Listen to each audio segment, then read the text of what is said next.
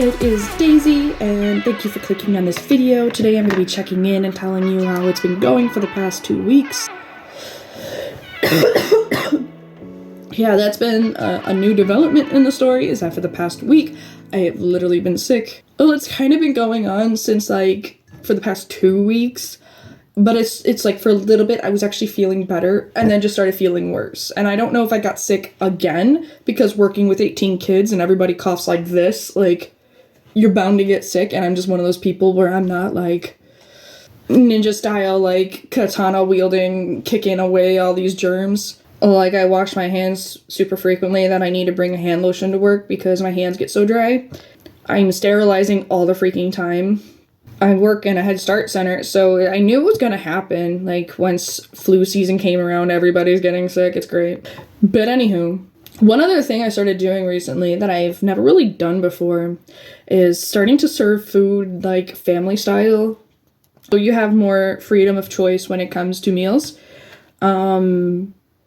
which is actually kind of nice. I'm kind of mimicking what we already do at school, but I'm also doing it at home. Especially with eating fruit with every meal. That was something I never really did. I avoided fruit because of my time as low carb. Fruit was bad.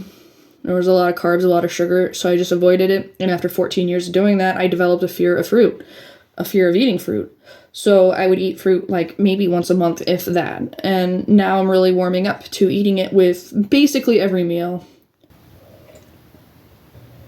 At first, it wasn't something I was diligent about, but now I'm getting better about it. If I'm eating in a hurry, I don't get fruit, but if I'm, conscious of it, I will get it. I'm back to using an inhaler again, which is fun, so fantastic. It's all the things to suck at. I suck at breathing the most.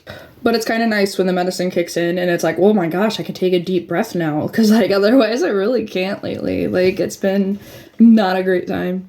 Anywho, I actually managed to stick to having, I think, 4 days I ate at my calorie goal and stuck to the 1,800 calorie range, which I will consider from 1,800 up to 1,899. One of the annoying things is I will have a low weight. I weighed in at 185 at a certain point. I think it was earlier in the week. But I don't maintain that.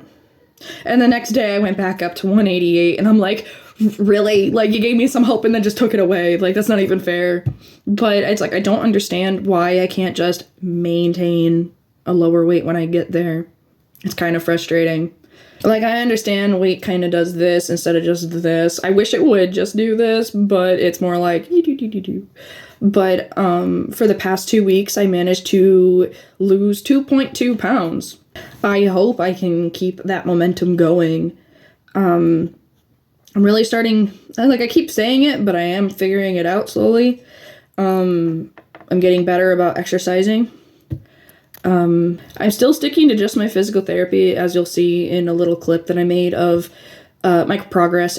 Compared to my last video, my exercise portion, I look like I'm doing better. I feel stronger. Some of the things the leg lifts, those used to burn so bad, and I don't have the burning now. It took a month, but I'm finally there. Maybe another week I can start doing weights for upper body and really start to progress where I'm at exercise-wise. Randomly yesterday, I downloaded this app I saw in an ad and called LifeSum. And I like that this particular food tracking app includes connecting to Samsung Health, because I use Samsung Health. And it actually will input my exercise based on steps, calorie-wise, and it does a thing with the calories. So it gives me calories for the exercise I'm doing. Not that I want to meet that, I want to stay below that, but it's nice that it will connect and include the exercise, and that's one of the things I wish FatSecret would add, because I might start using LifeSum more frequently because of this alone. Like that LifeSum also gives feedback. You do a 41 question quiz and it assesses where you're at. My life score was at 90, and that's right at the cusp. I'm right at the cusp of balanced. I am literally in between imbalanced and balanced. And if I paid for the full version, it would tell me some recommendations of how I can increase my score, which payday is like 2 days away, so I might actually subscribe for the 3 months and see how that goes. I still want to continue to use FatSecret for the community aspect. I don't know if LifeSum has any kind of community aspect, but I want to, I don't know, I'll just still mess around with it and just see if I like it more or less than FatSecret, because I've stuck with FatSecret since July. Granted, I have not maintained any weight loss. I'm going on 4 months here, and I'm still in the 180s. I feel like I'm on the verge of making a breakthrough. I just don't know what that breakthrough is, so if the gods could, like, tell me, whisper in my ear, please, like, let me know, what am I missing? To compare my episode 5 videos, or measurements compared to this week's, I've lost 2 inches on my hips, about just over 2 inches on my belly circumference. Waist, I lost an inch, and chest, I lost a little bit, not even half an inch. Kind of figured with my last weigh-in and measurement being on the first day of a period that I'd be more bloated, but body fat did go down a little bit from 36 to 35.7. I want to keep that trend going. There was a day, I think it was Friday, I ended up walking 14,000 steps, which is, according to Samsung Health, the most steps I've ever made in the history of me having Samsung, which is since 2016 I've had Samsung Health. I haven't always tracked steps, and it had some measurements and steps from 2017 when I was boxing competitively, and it's interesting, I was like in the 140s then. I could only wish. But that was like right after I started emotionally eating like hardcore, before I quit drinking too. So anyway, but yeah, I'm hoping to lose this sickness in the next week. I'm probably going to go see the doctor again because I'm getting worse instead of improving. I have to use my inhaler 3 times a day. That's not good. Yeah, like I said, not good.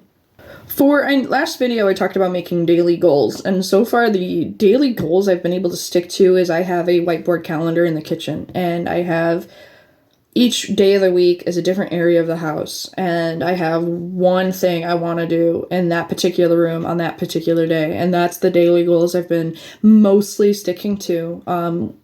Like I said, I've been sick for the past week, so that hasn't always gone well. I did manage to get into the weight room to exercise 3 times, and then because the light is still burnt out and haven't had a chance to replace it, I exercised in my plant room upstairs, patio, whatever you want to call it. I've been more mindful of portions. If, like, when I get a plate at school, for example, I'll write down what I have on my plate at that moment, and I'll eat it. And once the plate is cleared, if I still want more of something, then I'll get it. And I try to prioritize fruits and vegetables over grains. A lot of times the protein is also grain related too, like chicken with pasta or lunch meat sandwiches. That's really all of the update I have for today. I hope I feel better next video, which will be in 2 weekends from this one. So I hope you stay healthy and enjoy the rest of your day.